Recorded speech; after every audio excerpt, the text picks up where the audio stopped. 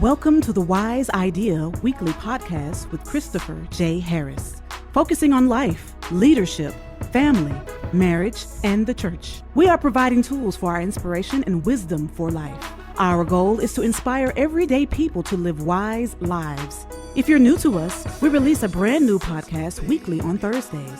Thank you for tuning in for this week's episode. Here's our host, Christopher J. Harris. Hello, my friends. Welcome again to another episode of the Wise Idea Weekly Podcast with Christopher J. Harris. I am your host, Christopher J. Harris, and I'm so excited to have you tune in with us for another week of wisdom being shared, another opportunity to come into your homes, your lives, and share with you just what's going on in the world and what's happening as it relates to life and leadership, family and marriage, and of course, ministry. I have been absolutely just so inspired. This past month, we are now officially in February. And let me just say, happy Valentine's Day. If you're listening to this today, then it is Valentine's Day. Not Valentine's with an M, but Valentine's with an N. Well, I had to throw that in there because a lot of people say Happy Valentine's Day with an M. Of course, that's not correct. But nonetheless, I hope that today is a day of great celebration for you, a day of great relationship, a reminder that you are loved. And in fact, if it has not been, let me be a person to tell you that you are in fact loved. I believe that you are the apple of God's eye. And God has great things in store for you. So happy Valentine's Day to all of you out there, our singles and our couples both. Hopefully, if you're listening to this now, you're in the car or you're on the way for dinner or you already had lunch date or what have you. Maybe for some of you, this is a reminder that today is Valentine's Day. You may have forgotten, and how you've forgotten, I don't know how you've forgotten. But nonetheless, happy Valentine's Day. So over the past month, y'all, the 2019 has gotten off to a raging start. I have already been in about 9 cities. And what's amazing is at least in 6 or 7 of those cities where I've either been preaching or teaching or consulting or even just a participant in meetings or conferences or whatever the case may be, people have walked up to me and said, "Hey, I listened to your podcast. You have no idea how inspiring that is for me. You have no idea how encouraging that is for me." Because as a podcaster, every single week, it is a lot of effort, a lot of work, a lot of thought process, a lot of research, a lot of conversations, a lot of logistics, a lot of planning that goes into bringing you quality content every single week. And really, it's just a blessing. It is inspiring to have so many people inspired and encouraged and motivated and really having those epiphany moments. That's really why we started this podcast. We wanted to come in a format on a weekly basis and provide quality content from a faith standpoint, from a practical standpoint, from a wisdom standpoint that would allow people to be really to just live better lives. I say it every week, and it's the truth. When wisdom becomes a part of your life, your entire life gets better. And so I can't just stress enough how exciting it is to have so many of you all come and tell me, "Hey, I listened to your podcast," or "I heard this podcast." I've had people to text the podcast to others and say, "Hey, you need to listen to this content." I've had people to share it on social media, et cetera, et cetera, et cetera. And I even had someone who is a professor at a university have their class one day to listen to an episode that we produced for the Wise Idea podcast. Man, you want to talk about motivating. That is a shot in the arm in terms of creating content. So thank you to all of you that tune in every single week. We're going to do something a little bit different today. Today is the beginning of this, at least, is going to feel a little random because I'm titling today's episode Catching Up with February. Catching Up with February. There's so many things that have happened already in February that, man, it's like moving at lightning speed and so many different kinds of things that have happened. Of course, as I already mentioned, today is Valentine's Day, and lots of people in the month of February start thinking about love and what love looks like. We're actually going to have a couple episodes in the next few weeks that are going to come, and we're going to talk about that in a unique way. We're going to have some single moms and even some more married couples to come and talk about what this whole idea of love looks like and what that means and how do we navigate relationships in the modern society that we live in now. So that's going to be coming soon. We've had in the United States, we had the longest government shutdown in the history of our country. And really, it was all over this one idea, this one piece of a platform, if you would, about building a wall. And lots and lots and lots of different perspectives and ideas about whether that was justified or not. What we can all agree on is that the collateral damage of the government shutdown was humongous. And my prayers go out to all of our governmental workers and contractors and even those that have appendages connected to the government when it shuts down. I pray for you guys. I hope that you are going to be getting back on your feet here really soon. But we had the longest government shutdown in the history of the United States. And so the prayer is that we don't have to deal with that again and that our government on both sides of the aisle will be able to figure this out and be able to come together and reason together and negotiate together, that they would not allow their pride or their egos to get in the way and really be able to think about how their daily decisions are affecting people on a regular basis. So we had the government shutdown. Guess what else we had? We had some major ministry news to break out in the end of January, beginning of February. A number of pastors who are retiring. So this whole idea of succession and legacy is on the forefront of many people's minds. We've got some very well-known pastors and ministry leaders, some younger and some a little older, who have said, hey, we're going to retire. Some are retiring pretty soon. Some are retiring at the end of this year. And so we're going to have some conversations leading up over the next few weeks as well about what does it look like when we talk about pastoral and ministry succession. And that is not just a church idea. If you are in business, if you're a business leader, if you're a leader of any sort, you should also be thinking about what succession looks like and what is your legacy going to look like. And when is your season up? How to know when your season is up and dealing with all of those dynamics. So that's an idea. This whole reality, sad reality of pastoral suicide. We had another well-known pastor, high-profile pastor who committed suicide. And then 2 weeks later, another pastor committed suicide. The pressures of ministry is real. The pressures of serving, the serving industry is real.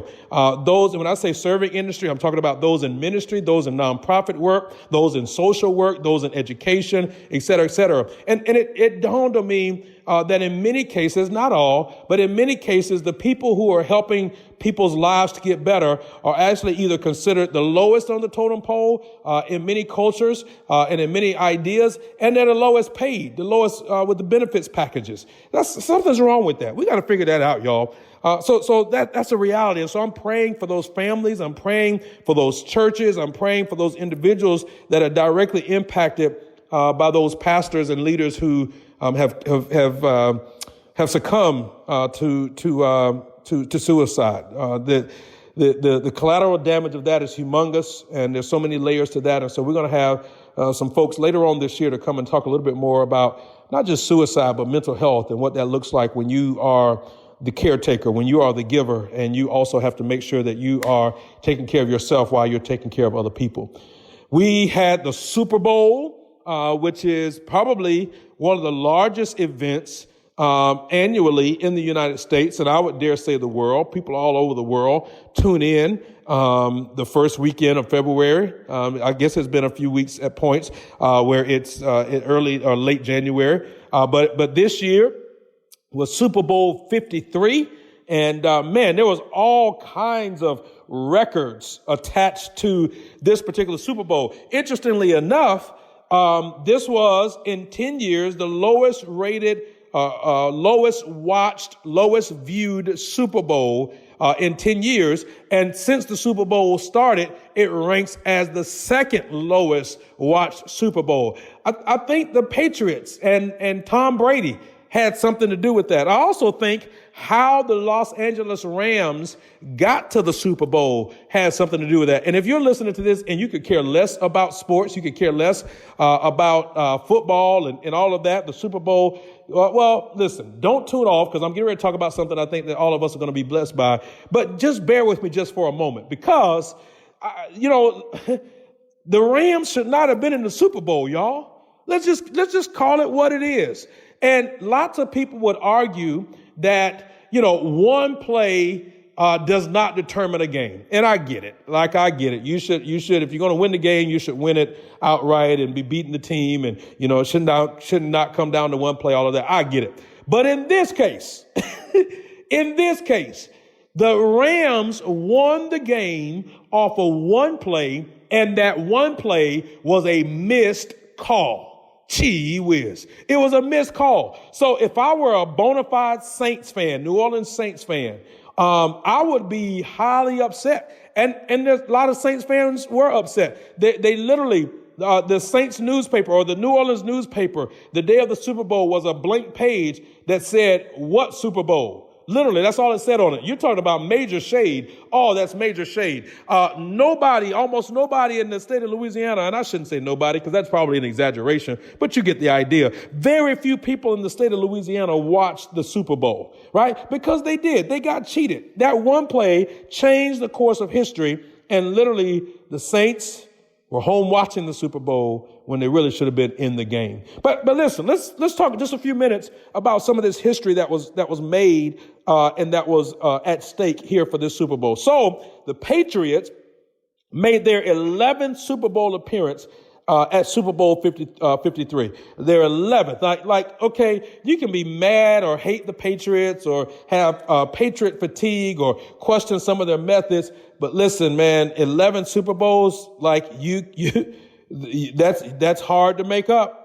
That is very hard to make up. New England is also the third team to play in 3 consecutive Super Bowls. Again, that does not happen by accident.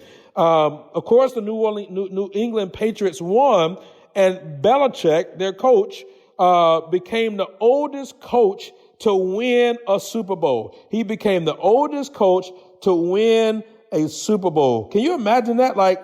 Just record after record after record after record. Tom Brady, their starting quarterback, extended his record as the oldest quarterback to start in a Super Bowl. I got a list here, guys, of the kind of records. Over and over and over and over again of records that they set in this particular Super Bowl. This is the third Super Bowl played in Atlanta, and the irony is that Atlanta lost to the Patriots in an epic failure just a few years ago. So for the Patriots to be back in the Super Bowl in Atlanta, there was a whole lot of shade going on with that Super Bowl. This was Tom Brady's 9th Super Bowl, which is also a record. That's absolutely amazing. The Patriots, when they won, gave Brady his sixth Super Bowl victory, which gave him another record. When he was at 5, defensive end Charles Haley had won 5 Super Bowls, and so he was tied with him. Charles Haley won those Super Bowls with San Francisco and with Dallas. So that was interesting, right? Belichick set a record of 5 Super Bowl wins as a head coach. That's a record, right? Belichick and Brady having 29 postseason victories together. That's the highest total for a coach and quarterback tandem. Another record. So, over and over and over again, they set some records. But I think it's interesting because there were some other narratives created around this particular Super Bowl. It is not lost on anyone, the racial overtones connected to the NFL in this season that we're in. I think that them being in Atlanta, they tried to capitalize off of that, and lots of people may have different opinions. But if you go and you watch some of the pregame things that they had, if you go and watch some of the commercials that took place, I really think that the NFL dropped the ball. I really do. I think they tried to make a valiant attempt at it, but there was a lot of tone deafness. It seemed very dramatized. It seemed very just no authenticity at all. And so if somebody is listening to this podcast or may listen to this podcast later, and in any way you're connected to the Super Bowl or the NFL, I would love to have a conversation with those that make decisions, because I think my sentiment is pretty spot on with the vast majority of people who have been surveyed. There's a number of surveys that came out about the effect of even having folks like John Lewis and Dr. Bernice King, or Reverend Bernice King, Martin Luther King's daughter, and Ambassador Andrew Young.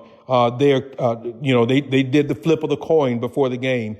The NFL commissioner walked and went to Dr. King's house, and the platform there where his museum is, and just all of those things. It just did not feel authentic. And I think our NFL has a long way to go. We've got to figure this out. I think if they could go back and replace history, they would go back and redo the whole Colin Kaepernick thing all over again to figure out the better way to get in front of this rather than being reactionary, because they just can't seem to catch up. And of course, we could not have a conversation about the Super Bowl and not talk about the halftime show. Did you see the halftime show? For real, did you watch it? If you watched the halftime show, wherever you are right now listening to this, you are probably shaking your head, because you're like, this, first of all, is one of the most boring games that we've ever watched in our lives. And then this is the most hodgepodge, put together, doesn't make sense, disconnected thematically halftime show that we've ever watched in the history of halftime shows. Now, that is no knock to my brother, PJ Morton, who, by the way, won a Grammy just a week ago. Shout out PJ Morton. That's my brother from another mother. But I'm not knocking them, right? I'm just saying, whoever produced and put this halftime show together, hey, you need to go back and check the ratings and the reviews for this, because I'm sure it wasn't good. Listen, y'all, everything about this game just was lethargic. The game was lethargic. People were falling asleep. They had social media memes of people falling asleep in restaurants while the game is on. That shows you how boring it was. And then to have this lackadaisical halftime show just put the icing on the cake for all of this. So we've talked about Valentine's Day. We've talked about the government shutdown. We've talked about some transitions in ministry with ministry leaders, and then pastoral suicide. We have talked about all of these things, even the Super Bowl. But guess what we haven't talked about today, which I want to spend the balance of today's conversation dealing with, and that is Black History Month. Oh, I, as an African American, have been absolutely amazed at some of the information that I've been able to get over the past few weeks, researching and preparing for this particular episode and this conversation. I felt like I was pretty aware of some of the things about Black history that was really cool. And I realized, man, there's a whole lot more you need to learn. So I was just pleasantly surprised. One of my favorite trips over the past recent years that I've taken was when I took my family to Washington, D.C., to the National Museum of African American Culture and History. It's a Smithsonian-based museum, and I would encourage anybody, if you ever get a chance to go to Washington, D.C., that museum is a must-see museum. Matter of fact, block off your whole day, because it's going to take you that long to not just go through it, but to appreciate what is in there.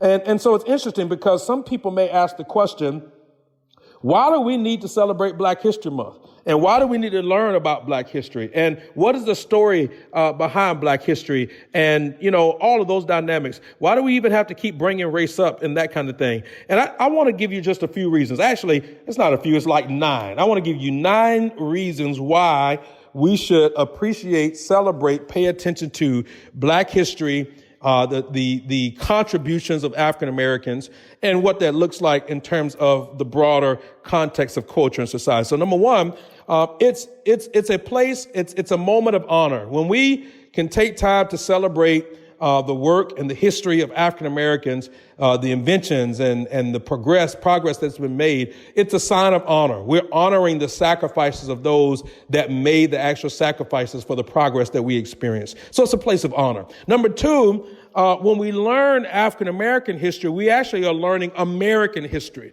That African American history or Black history is not its own separate train line or track, if you would. It is actually American history. So we need to be aware that the two are interwoven together. Now, why is this important? Because many times there's this term called whitewashed, and what that does is that is this revisionist history idea where we take history and we edit it for our comfort level. We edit it with certain details missing. We edit it with certain realities gone. When I took my family to Washington, D.C. Back last year, we did a tour of the U.S. Capitol. When we did a tour of the U.S. Capitol, our tour guide, who was absolutely amazing, she was incredible. My wife has her name. I can't remember her name now.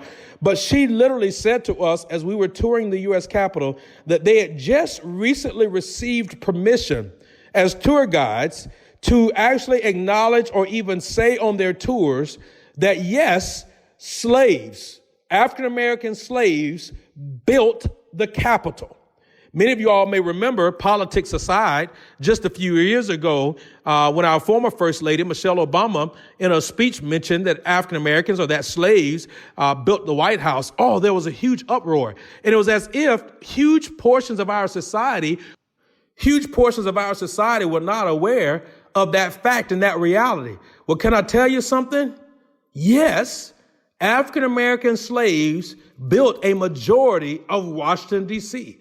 The U.S. Capitol and the White House and the Supreme Court and many other historical places in our country, African-American slaves built those buildings and built those properties. So we've got to recognize that this is all a part of not just African-American history, but it's a part of American history. Number three, it is a reminder to us of the critical role that African Americans have played in the overall success of our country. If you listen to the narrative that has been created, many people will try to create a narrative that all of the success that we've experienced in our country is only due to a particular race or class or group of people, when that could be nothing further from the truth. And you're going to find out in a moment. I'm going to share something in a moment that may blow some of y'all's mind. But literally, guys, this is a reminder. When we pause to acknowledge Black history, it is a reminder to us that we literally that this is a critical role of African Americans in our country. Number four, it's inspiration. Just let's call it what it is. The power of inspiration is strong. When you listen to some of the contributions and the work of African American people, it is absolutely inspiring. Why? Because many African Americans are one generation removed from slaves or from slave owners, or their parents were literally doing back-breaking work, or they didn't have the means, or they had to fight certain things. I mean, we are just about 45 years removed from African Americans having to be escorted by police into public schools. We are literally just about 30 or 40 or 45 years away from certain realities still being existent in our country, where African Americans were on their way to vote, literally, and dogs were unleashed on them on their way to being voted, right? But then in many of these races, African Americans were getting elected despite the odds. That is inspiration. And I just got to tell you, if you're listening to this today and you are not a person of color, you are not African American, please just bear with me for a moment. But you've got to be willing to acknowledge that there is so much inspiration in that. I'm going to deal with that a little bit more in just a moment. Number five, it creates community. There's this collective sense of pride and accomplishment when you know that your ancestors and your people have done such amazing work to allow us to have the accoutrements and the progress that we've experienced. It's amazing. So it creates community. Number 6, it creates conversations around race. So when you do things like I'm doing today, it acknowledges that African Americans don't have to live up to the false narrative that has been created in our country. And when I talk about this false narrative, it actually moves me into number 7, because while it creates conversation around race, it tells a totally different narrative. When you look at the narrative of our media and entertainment, African Americans and people of color are often pigeonholed into this narrative of there being no good African American men, or African American men are only just beast and athletic and no smarts, no brains behind them, and women are just good for certain things and all of that. But these accomplishments and these celebrations in this moment where we acknowledge the rich history of African Americans and Africans and Black Americans, it is absolutely amazing, and it actually forces us to change the narrative. Right? It forces us to change the narrative that there are plenty of African Americans that have done incredible work and they never got locked up. They never had a prison record. They were able to overcome insurmountable odds to get master's degrees and advanced doctoral degrees and multiple doctorate degrees and patents and licenses and trademarks and start businesses and become millionaires and billionaires way before their time and way before many people's time. It's absolutely inspiring. Here's number 8. It expands our awareness beyond the traditional individuals that consistently are highlighted around Black and African American history. Of course, everybody knows about Dr. Martin Luther King. Of course, people have heard the name of Rosa Parks and Malcolm X and Justice Thurgood Marshall. Many people have heard those names. And as a matter of fact, we hear those names over and over and over and over and over again. So one of the things that we have to do is we have to expand our vocabulary. We have to expand our knowledge base and our awareness to the realities that there are different people that have also made incredible contributions beyond just the traditional names that we always hear. But here's number 9, which is also, I believe, just as important as the first 8 lists that I gave you. It makes us entirely grateful, just absolutely grateful and in awe of the privileges that we've gained. Many people would want us to believe that we are in a post-racial society. I don't think we are. I think people would point to the election of an African-American president and say, see, told you guys that race is not an issue. But when you look at this, we believe, many African-Americans believe, and I believe research backs this up. If you were to actually do some research in major industries of whether that's healthcare or education, the research is there. The statistics are there. Both the qualitative and the quantitative research backs up that there are subtle yet rather overt interpersonal racism is actually increasing, right? And this whole idea of what racial microaggressions are, that routine marginalizing and the indignities that are associated with this marginalization is there. Many people will say or ask the question, well, is race and racism still an issue? And I believe the answer is unequivocally yes. It absolutely is an issue. We are not in a post-racial society. The overt and institutionalized forms of racism, such as hate speech and crimes and false arrests and disproportionate incarcerations and beatings and homicides, those things continue and also continue to increase. At the same time, white supremacist groups are resurging. Yet such overt racism is generally perceived as less common. And so I want to use the platform that I have not to offend, but to call attention to. If we're going to fix it, we got to deal with it. If we're going to fix it, some of us are going to be uncomfortable. And just for the record to be set straight, for many people of color, there is also this notion of race fatigue, where we are tired of talking about it. We are tired of having to deal with it. But the reason why we keep bringing it up, or the reason why we keep having the conversation, is because it is our reality every single day. Some people would say, well, why do y'all keep bringing up race? Because we can't get away from it. We just cannot get away with it.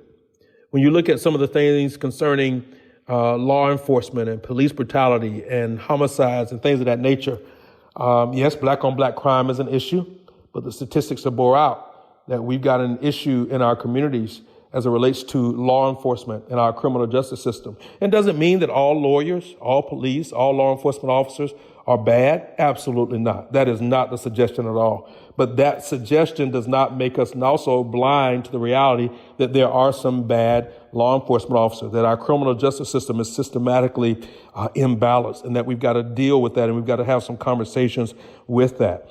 The economic and environmental disparities are widespread for people of color. Urban dwelling people of color pay more for things like utilities as compared to their white suburban dwellers.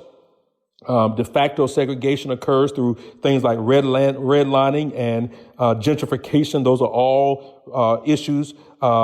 People of color disproportionately have home purchase and home foreclosure and property challenges going on. And many of us know that part of the key to economic growth and prosperity in our country is home ownership and property home ownership. So that's an issue that we've got to look at. Unemployment is highest among people of color, particularly African Americans, and thus have fewer employment-based health insurance programs. And just the whole healthcare conversation is a whole other issue, right? Access to quality food and quality stores. Many of our communities are dealing with food deserts. These are all realities that immeasurably deal with race, right? It deals with race. This whole idea of microaggressions, I talked about that a little bit earlier. It's a subtle interpersonal reality of daily racial hassles and slights that are engendered by those that are not people of color.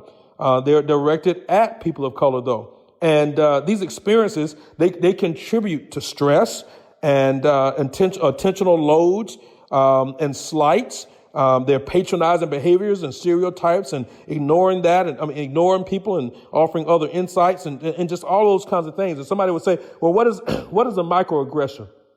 I'm glad you asked. Let me tell you what a microaggression is. A microaggression is literally this. It is a brief, commonplace, daily, verbal, behavioral, or environmental indignity, whether intentional or unintentional, that communicates hostile, derogatory, or negative racial slights and insults towards people of color. One researcher said this, that perpetrators of microaggressions are often unaware that they engage in such communications when they interact with racial and ethnic minorities, and so it has to be brought to their attention. And I think we have to do that. Conversations like this are allowing us to bring these conversations to the forefront. Here's what I like to do. I would like to end today because I want to invite you to come back. On next week's episode, we're going to deal with some amazing Black inventions, African-American inventions. You got to hear some of this. It's going to be absolutely amazing. So my announcer is going to come and share some more details with you. I look forward to having you come back with us next week. You know how I end every single episode? Live wisely. Thanks again for joining us on another episode of the Wise Idea Podcast with Christopher J. Harris. We hope you enjoyed our time together. If you did and would like additional resources and information, you can find the previous episodes, show notes, featured guest information, and more at www.thewiseideapodcast.com. We also invite you to join the conversation on social media. The Wise Idea Podcast is on Twitter and Facebook. Find us at The Wise Idea and at our Facebook group, The Wise Idea Podcast. On Instagram, find us at The Wise Idea Podcast. Our host is also on social media. You can find him regularly on Twitter, Facebook, Instagram, LinkedIn, and Pinterest, all located at CJ Harris 1. Finally, if you enjoyed what you've heard, head over to iTunes and or Google Play and leave a rating and review for other listeners to find us. Our podcast is also on Stitcher, TuneIn, Spotify, and iHeartRadio. Thanks again for joining us. We will see you the next time. Live wisely.